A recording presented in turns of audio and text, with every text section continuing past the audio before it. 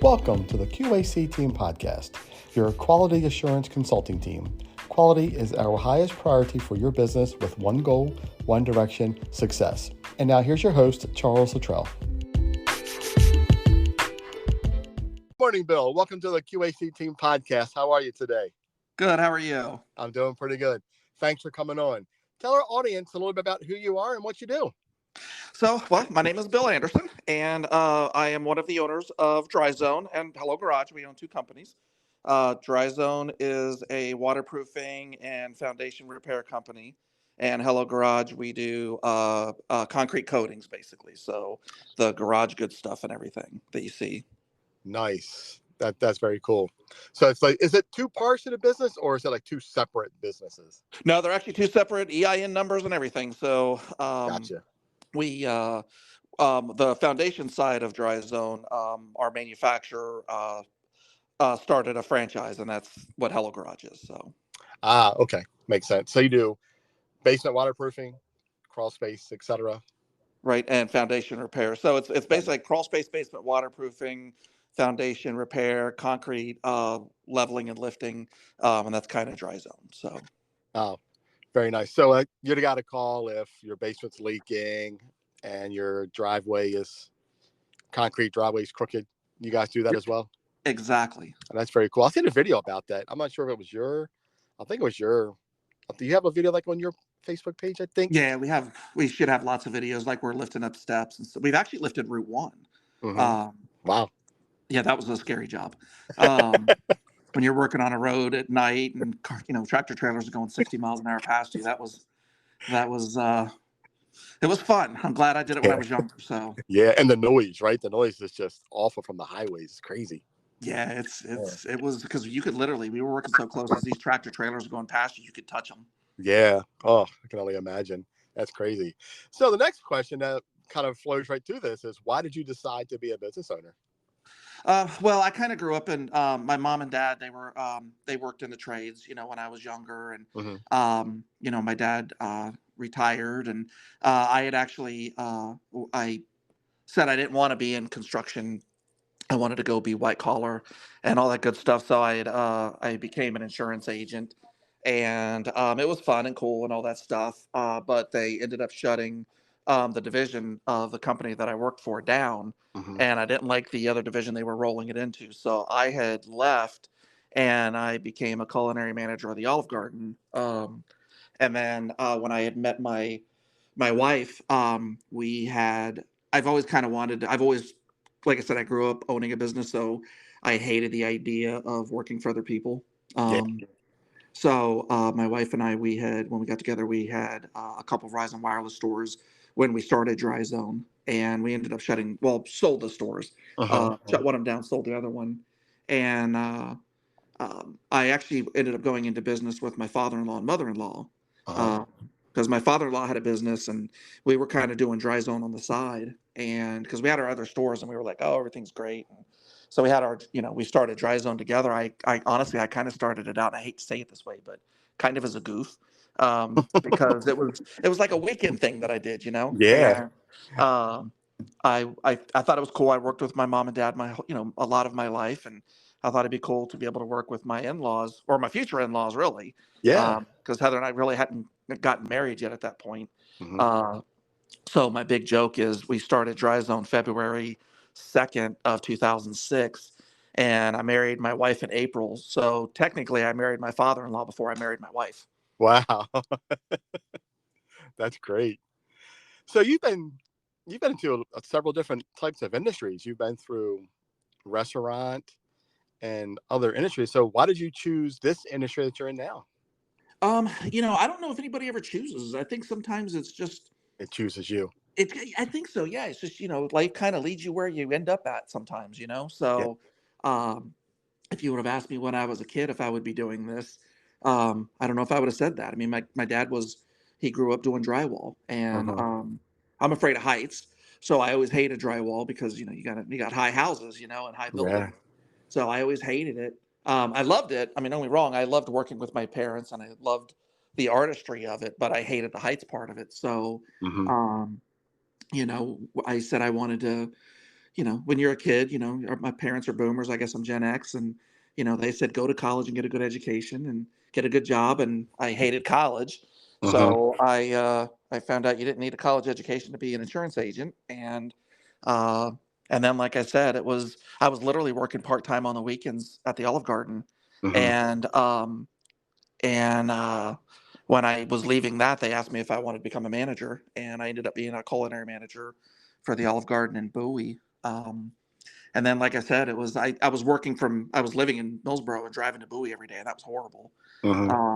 And if you don't know where Bowie is, it's like right outside Washington D.C. So it was like a 2 hour commute each way to work, Yeah, and that is a long drive. Wow. that was well, they didn't Whew. have any spots over here, and I wasn't moving away, so it was Yeah. kind of one of those things that had to Right. like I said, life chose me to leave and kind of Yeah. land here. And it Yeah, was because I was about to ask you, if you got into management in the restaurant, and what made you leave the restaurant industry if you were managing, not well, your thing. like I said, that was it was a 2 hour commute each way to work, and Yeah, the they 2 hour couldn't get commute. me over here, and I wasn't moving over there. So, Yeah, um, that pretty much sealed it. right. But I'll tell you, it was a great company to work for. I thought they were amazing people and all Yeah, that good stuff. So, right. So when you started doing DryZone, what are some of the challenges that you face? Because I know this is a franchise, and that can be well, a little DryZone's not a challenging. franchise. So, Oh, DryZone, we're all independent, owned companies. oh, okay. We are We're a dealer for two networks. We're a Uh-huh. dealer for Basement Systems, which is based out of Seymour, Connecticut, and that's our waterproofing side. So basement crawl space waterproofing. Uh-huh. And we're a dealer for a company called Support Works, and they're based out of Omaha, Nebraska. And that's Nice. where we get our foundation repair and our concrete lifting and leveling. Uh-huh. So DryZone was a name that my wife, my father-in-law, my mother-in-law, and I came up with, and um, sitting in Gary's old office at his shop, and we were just kind of throwing around names. And part of it was when we had, like I said, we had a couple cell phone stores, and back in the day there was a company called the Wireless Zone, Uh-huh. and we kind of said, well, Dry Zone, and zone's like still a space, and Uh-huh. that's kind of how that name came about. That's very interesting. That's cool. You came up with the name. So, what were some of the challenges when you get started this early on? What kind of challenges did you face getting this thing going? Yeah, so we were kind of this was a very unknown industry. Like we were Yeah. really the first ones out there, Mm-hmm. and there were some other guys kind of sort of doing it or whatever. But uh, so theoretically, not even theoretically, technically, we were breaking the law by doing our job, because part of encapsulating your crawl space is we have to block these foundation vents. Well, Mm-hmm. there's nothing in code that says that was legal back then. Oh, wow. So, but we did the right thing for a homeowner, regardless. Damn the Mm-hmm. consequences. Right. So, you know, we it was very hard explaining to homeowners why this needed to be done. And the ones that got it. Now it's like much more like everybody kind of understands you got to do these things to your homes now. Uh-huh. But growing up, you never heard about putting these beautiful liners underneath your home and keeping it dry, and you just opened up the vents in the summertime and closed them in the wintertime. Mm-hmm. Basement waterproofing, that was easy, but in Sussex County and Kent County, we don't have a lot of, at least back in 2006, there wasn't as many basements as there is today. You know, Mm-hmm. like my Right. development, we live in Plantation Lakes in Millsboro, and half of the homes, and there's going to be like what 3,000 homes out there. Half of them have a basement. Right. So we just didn't have developments like that, almost 20 years ago that looked like that. So Yeah. Yeah. Well, most houses just set on the ground, right? There was not no foundations really, because the house that I grew up in the '80s, it didn't even have a crawl space. It was set on the ground. So when we dug the floor up, we had a water leak from somewhere, and when we dug the floor up, the house was sitting right on the ground, right, and in the center of the house was a giant water puddle because the drain for the wash machine wasn't going outside the house; it was going underneath the house in the middle. oh It was wow, it was insane, and it actually dry rotted half of the floor joist in the middle of the house. sure, It was crazy. So there wasn't a basement in this house. It was crazy. So you started in 2006, yep. and moving on through today. So how's the pandemic changed your business model? Uh, you know, Here's the thing. This is kind of what I tell a lot of my friends, and even during the middle of it, it was like, and I know it sounds kind of sick to say this because I don't mean it necessarily the way I'm going to say it, but um, if you couldn't get excited as a business owner during the pandemic, I don't know how anybody should be in business then, because like it was scary and it was, like people were dying. So that's why I said I don't mean to say it that way, because it was, a horrible thing, and a lot of people lost their lives, I guess. Uh-huh. Uh, but it's just from a true entrepreneurial spirit, if you couldn't get excited about the opportunity to every single day keep your business alive, then like I said, you shouldn't be in business, because like it's almost like when army guys go to war. Uh-huh. It's like nobody wants to go to war, but this is what you train for every single day of your life. And we were we were very fortunate. We had adopted Zoom earlier, before the pandemic, so we didn't have to sit in front of our homeowners, our designers, our Uh-huh. our quote unquote sales guys. We were able to remotely talk to homeowners about their homes. We work in areas that people didn't have to be in, so crawl spaces and basements. You don't, I mean, nobody lives in their crawl space. And then, if when we were doing basement work, people just kept the upstairs door shut. Foundation stuff we can either do in the crawl space or outside and stuff like that. Right. So Right. we were very fortunate in that. And homeowners, it was, most people were home and they were investing a lot of time and energy and money into that home. Uh-huh. I actually bought a brand new home because, like, my wife and I, we were always at a training. We were always taking folks here, going here, because there was no such thing as virtual trainings back then, before COVID. And we were just never home. Our house was more of like a pit stop. Uh-huh. So when I told my wife and daughter that they weren't coming to the office, and because I was going to protect them like no matter what. Yeah, And absolutely. so when I was coming home at night, they were watching that horrible show, The Tiger King. And our house, we just had a little small rancher, and I would come home and I'd sit on the couch and they're watching this, and I wanted to blow my brains out. I was like, I can't believe that you all are watching this trash. So Yeah. you couldn't go outside, and you couldn't do all these, you couldn't go to restaurants anymore, and you couldn't go to anywhere. So I told my wife, I said, we need a bigger house. So I'm like, if we're going to be home this much, we need a bigger house. So we ended up moving. Uh-huh. And I said, if I golf, you can play golf during a pandemic because you're all outside, even if you got to walk the thing. Right, And right. so we both picked up golf as some exercise and a sport, and now she loves it and I love it. And we live on the 12th hole of Plantation Lakes, and it's great. So Oh, that's great. Yeah. That's a great story. And yeah, like you said, you really didn't have to be around people, so your business should pretty much just carried on it was, doing you your know, it was, it basements. was, and it was we you learn how to adapt, right? Like when stuff's going south, like we had our salespeople, we just did live or remote sales meetings, and Uh-huh. we had boxes where they would put all of their paperwork and stuff in. And we had, it was actually nice because I'm kind of a germaphobe, so we already had just hundreds and hundreds of bottles of sanitizer, Uh-huh. because we were giving them out at home shows and stuff like that. Uh, so we were actually sending our sanitizer with our sales guys to give to homeowners. We were giving sanitizer to our crews to give to homeowners if they needed some. Because remember back then, like, sanitizer was like gold. Oh And yeah. Oh like the yeah. seller, like Dogfish shut down and just started making, sanitizer. I think it was crazy. Uh-huh. Um, and the stuff was going for crazy amounts. So, we had tons of it here because we weren't doing any home shows.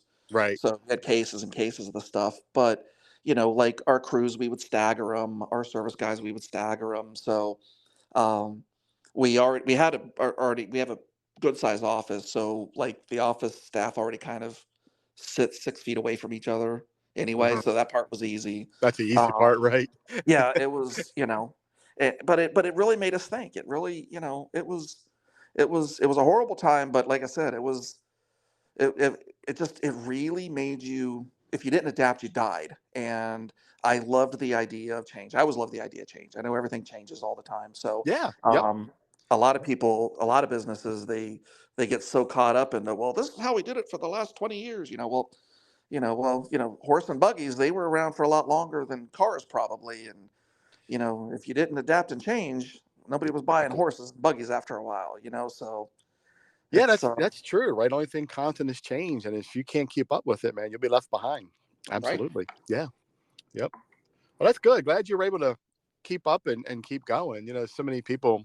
that I talked to, they had to change their industry, especially a lot of restaurants, because they couldn't adapt to the change of delivery. Right. You know, so you have just won an award recently. We've done a ton of awards, but yes. Yeah, let's talk about that. Yeah. So, Second place, yeah, second place for the best place to work in Delaware. Top Workplaces Award for 2023. Congrats, man! That's awesome. That was that one I didn't even know we were getting, which was pretty cool because a lot of awards you kind of buy, like um, you'll see like all these, like the best of or the this or the that. They actually interview our employees, and based on what our employees say, that's how they rank everybody. It sounds like, and it was because we actually won two awards there. One was the actual, best place to work or whatever. And then they have this other thing called the Doers Award. And they basically chose one of the phrases from one of our guys that said, I'm going to paraphrase, but it's basically, well, actually, you know what? I'll just walk over to the award myself and tell you exactly what it says. Nice. But so like I said, it's called the Doers Award, and I think this whole thing's put on by the Wilmington News Journal Hmm. or it's Delaware Online. But it says that at this company we do things efficiently and well, and that's one thing that we really try to instill in all of our folks is, we have a vision, a mission, and a value that's on our wall. And a Hmm. lot of companies you go to, they put these things on the wall, and they're like corporate slogans, and they're like, do good and be awesome, or whatever. But it doesn't really mean anything. But our vision for our company is a world where they're extraordinary is the expectation.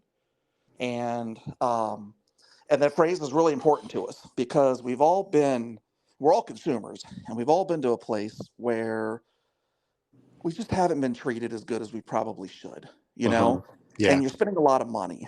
And I always kind of use this analogy, and I don't know if it works or not, but it's kind of like if you go home and that your spouse loves all of these certain things, that you go home early, you make sure the house is clean, and your spouse loves roses and champagne and strawberries or whatever, and you do all of these wonderful things, and you spend your time and you cook them an amazing dinner, and you make sure that they have the TV show that they love on there on TV, and you just treat them like they're the king or queen that they are, and they come home and they're just like, I'm satisfied. Well, you're really upset. You're like, I'm never doing this for you again. Well, All that when one of effort you them, put in, right? right. Well, when you have a customer, when a customer says, "Well, oh, I'm satisfied. They did what they said they were going to do. I'm satisfied." Hmm. People look at that like a raving review. Yeah. And I'm like, no, I want our homeowners to really say, wow. Like I can't believe I'm so happy, even though that my house was broken, I am so happy that I chose you. Now I never have to worry about it again. Right. That you took that burden off of me and put it on your shoulders. Hmm. And I love the phrase a world where the extraordinary is the expectation, because it is our job to redefine the industry and what that looks like for contractors. Because when we first started in this business, I was shocked at how many people I would show up to their house, and with me, I have to be early. It's like a Boy Scout thing. Like 15 minutes early is on time. Hmm. So I would show up and I'd knock on the door, and they would ask me if I was from Pennsylvania, and I was like, no, why? And they're like, oh, well, you showed up on time. And I was like, that's the bar that we're setting. That's what we So do, right? like I just told some of my guys this morning, because we always do these one team meetings in the morning, and I was telling all of our production department that we had Heather and I, we wanted to get a little bit of yard work done, like some landscaping stuff done, and we had reached out to this company, and this was supposedly a friend of my wife's, and we reached out. Young man came out, brand new business, he was starting in it. So I told him, I said, look, here's the deal. I said, I don't know who you are. I don't know who your mom is. My wife does. I said, but I'll tell you what. I said, I'm not even going to shop this thing around. You're a young entrepreneur. I love young entrepreneurs. I'm like, here's what I need done. I mean, I care what the price is, but I don't really care what the price is. Just get it to me, get me the quote. I'll sign off on it and you can start the work. I know that you're probably busy. I'm okay waiting a month or two. It's fine. Hmm. Um, and he never called me back. Wow. It's insane, right? So that's what happens a lot of times in construction in Delaware. Wow. And like we said, we truly want to redefine what the construction experience looks like for a homeowner. Yeah. I'm glad we had this conversation because that's, part of what I do, is we do undercover reviews for businesses so they get, the truth of what's Right. happening inside their business so they can coach, train, and mentor their employees on how well they're doing, and to win an award for that, because you're going above and beyond what customers, you're setting the bar high for, like you said, for the rest of the industry.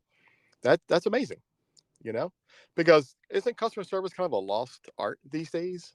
Oh, it's horrible. It's Yeah, you know everywhere we go.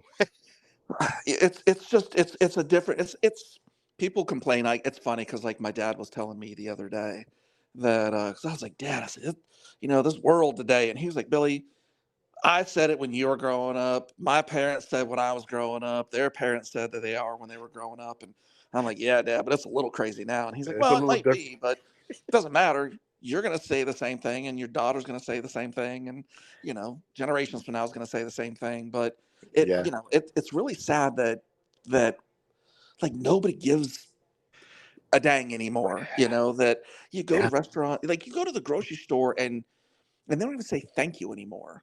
yeah, Most of the time you're checking your own self out, which yeah. now that there's paper bags, I prefer to do it because at least I'll get everything packed correctly. But Right. uh, Well, real quick story.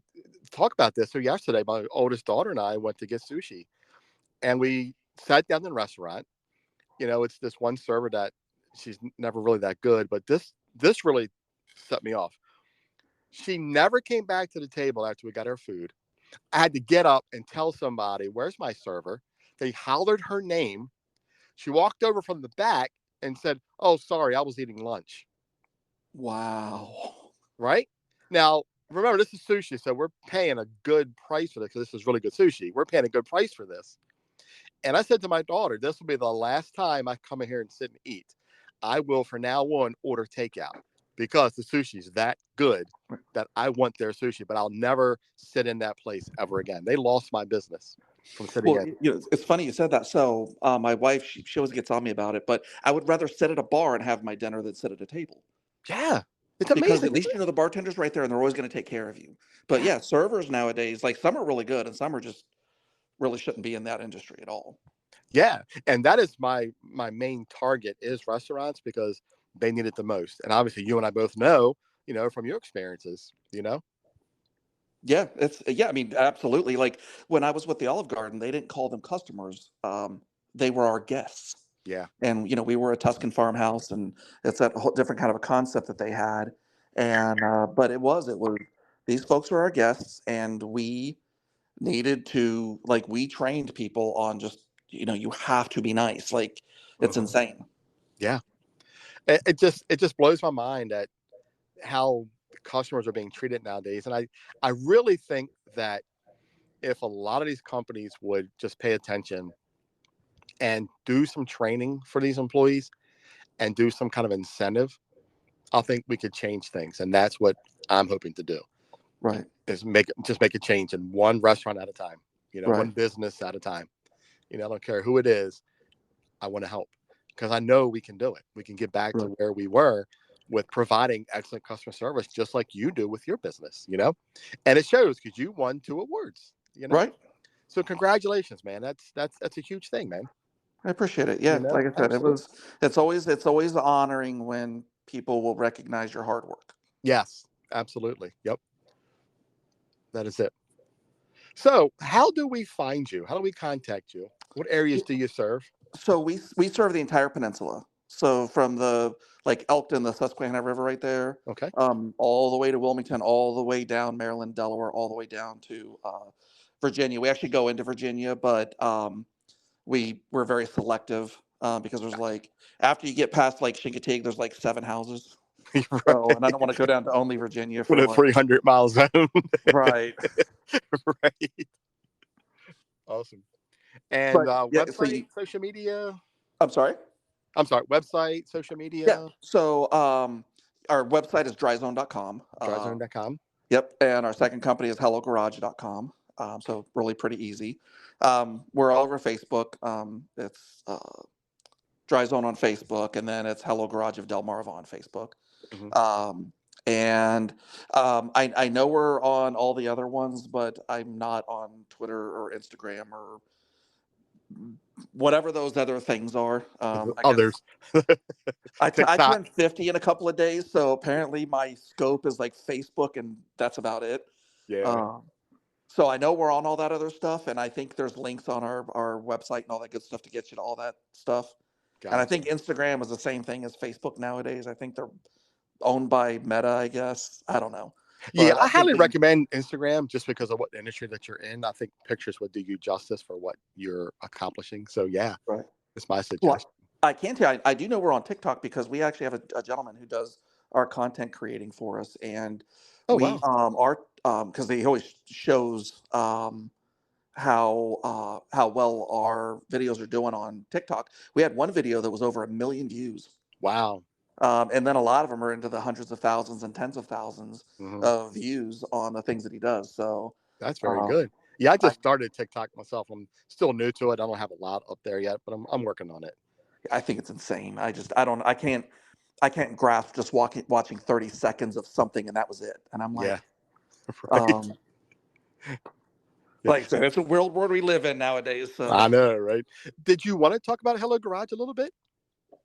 we can if you want.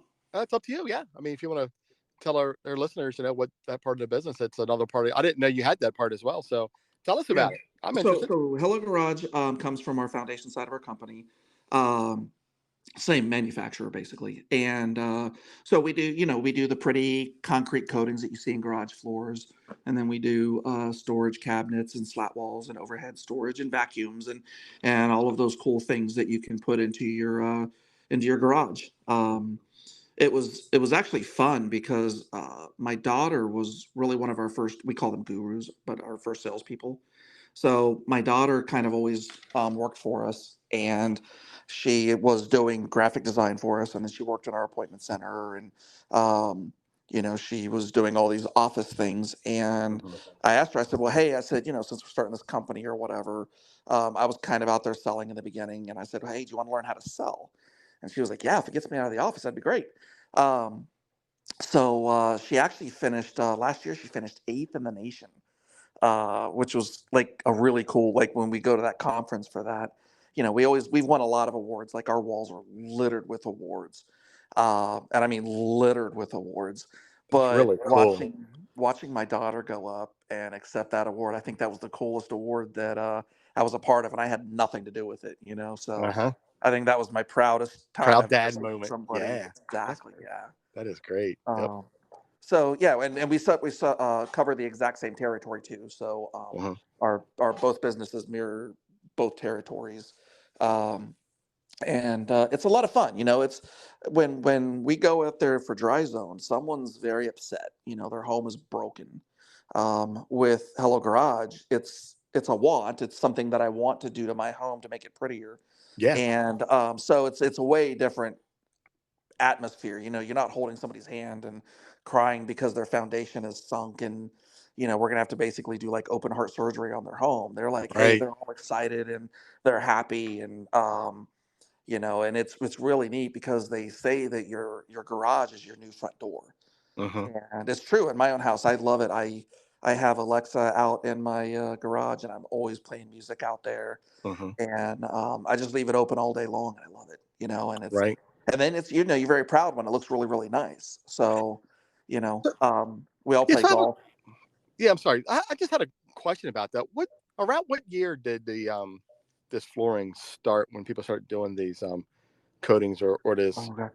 to the floors? I'm just curious because I bought a house back in 2006, and I only remember when I had the house, I only remembered looking into like concrete coatings. I know there was like this paint you could roll onto your floor and it would dry. It had this like particles in it. Yeah, so that's epoxy. So yeah, epoxy's been around forever, and Yeah. that's kind of how everybody did it. The only problem is epoxy is so strong it's brittle. Number one, but it's very UV unstable, so it's going to yellow. So like half of your garage turns yellow.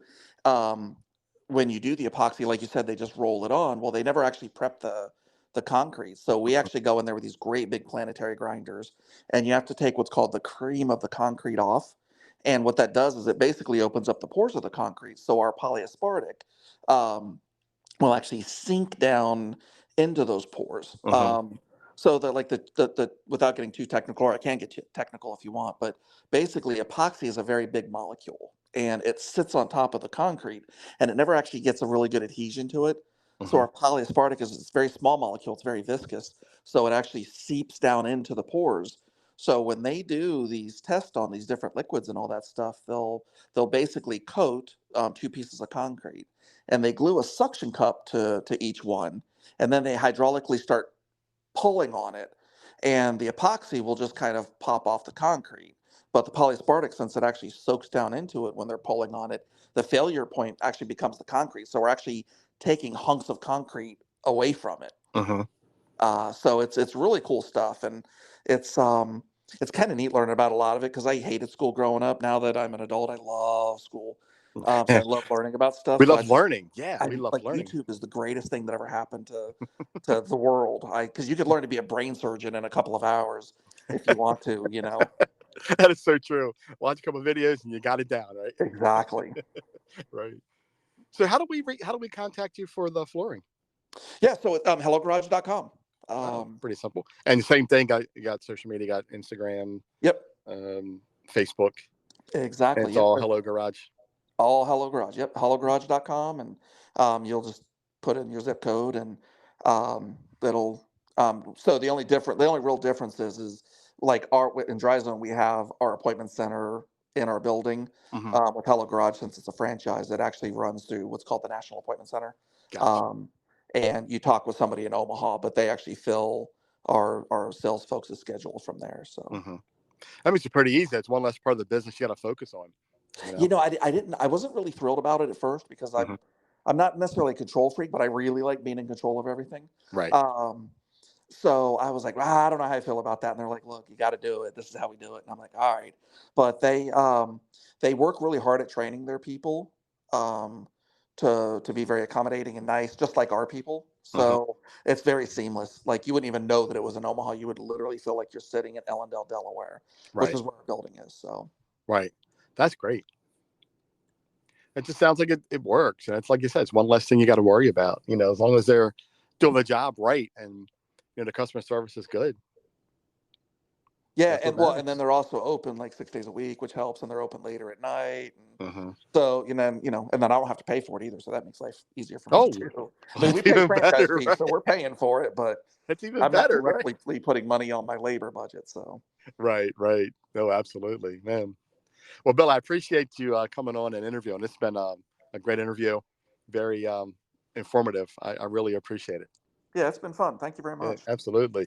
Anything else you want to add before we wrap up here? No, we're always hiring, I guess. So I should always say that we're always looking for good people. Okay. And we have been lucky. Like we're not out there. We've worked really hard at not hiring people who don't want to work. Mm-hmm. We hire really good people who do want to work. Just once again, you have to just the world's changed, so you have to go a little bit different when you hire people. Yes. Like we believe in different philosophies, so we get to attract a lot of good talent because of the things that we do. Like we used to do Christmas parties, right? And you go somewhere in December and you have a piece of chicken and you probably have a couple of drinks and there's a band or whatever. Well, quite a few years ago, Heather and I decided we were going to change that up and we started doing Christmas vacation for our employees. Nice. And so, like our first year, we did a cruise and we've done Disney World. And last Mm-hmm. year, we actually bought because it was always the first weekend in December. Um, so a lot of folks can't do it because it's right after Thanksgiving and right before Christmas, and they can't go away. Right. So we actually bought a suite at the Commander Stadium last year, and so that way people could go in, August and September and October, November, December, to watch a game, and they could bring their friends and family and stuff like that. And Right. this year, everybody chose Great Wolf Lodge, which thought was odd, but they all wanted to bring their families and go to Great Wolf Lodge. So in December, we're going to the new Great Wolf Lodge up in Elkton. The new one, yeah. Yeah. Yeah, I took my kids to the one in Virginia back in, I think it was like 2015. And we had a great time. It was a good experience. I really enjoyed it.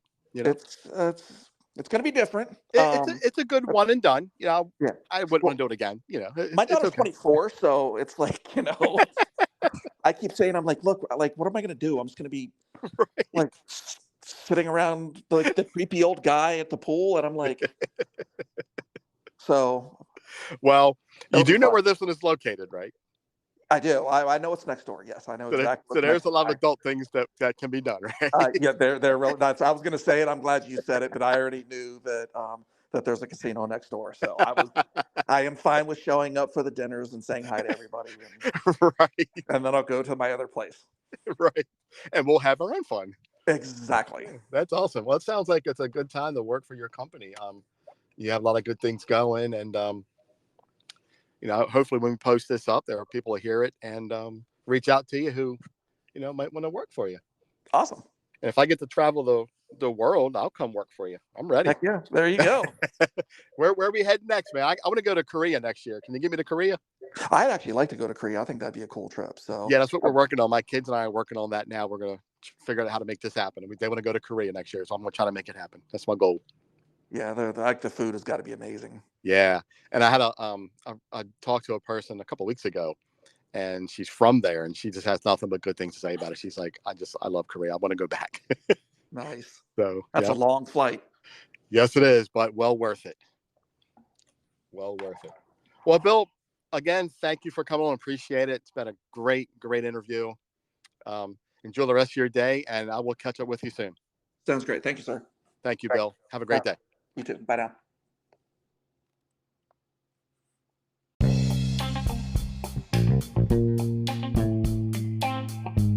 You've been listening to the Q.A.C. Team podcast with your host, Charles Luttrell.